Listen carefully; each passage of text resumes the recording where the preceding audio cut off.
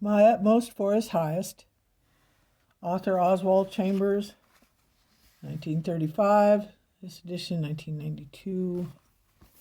The Call of God. Christ did not send me to baptize, but to preach the gospel. 1 Corinthians 1:17. Paul states here that the call of God is to preach the gospel. But remember what Paul means by the gospel, namely, the reality of redemption in our Lord Jesus Christ. We are inclined to make sanctification the goal of our preaching. Paul refers to personal experiences only by way of illustration, never as the end of the matter. We are not commissioned to preach salvation or sanctification. We are commissioned to lift up Jesus Christ. See John 12:32. It is an injustice to say that Jesus Christ labored in redemption to make me a saint. Jesus Christ labored in redemption to redeem the whole world and to place it perfectly whole and restored before the throne of God. The fact that we can experience redemption illustrates the power of its reality. But that experience is a byproduct and not the goal of redemption.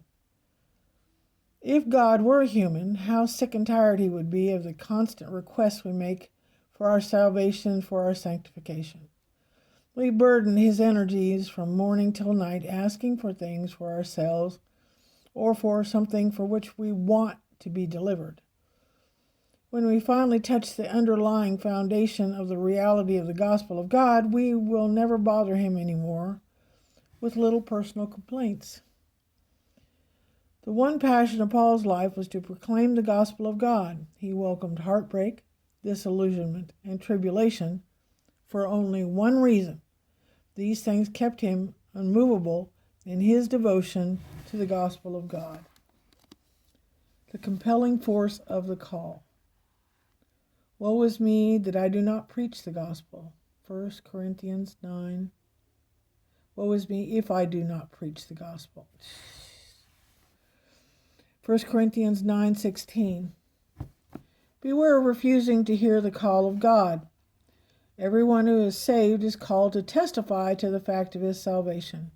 That, however, is not the same as the call to preach, but is merely an illustration which can be used in preaching. In this verse, Paul was referring to the stinging pains produced in him by the compelling force of the call to preach the gospel.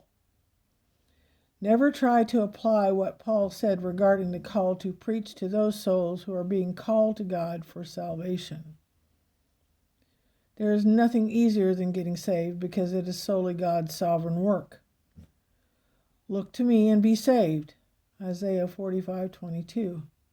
Our Lord never requires the same conditions for discipleship that He requires for salvation.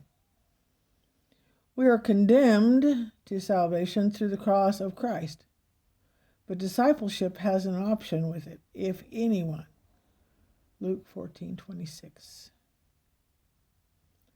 Paul's words have to do with our being made servants of Jesus Christ, and our permission is never asked as to what we will do or where we will go. God makes us a broken bread and poured out wine to please Himself. To be separated to the gospel means being able to hear the call of God. Romans 1:1. Once someone begins to hear that call, a suffering worthy of the name of Christ is produced.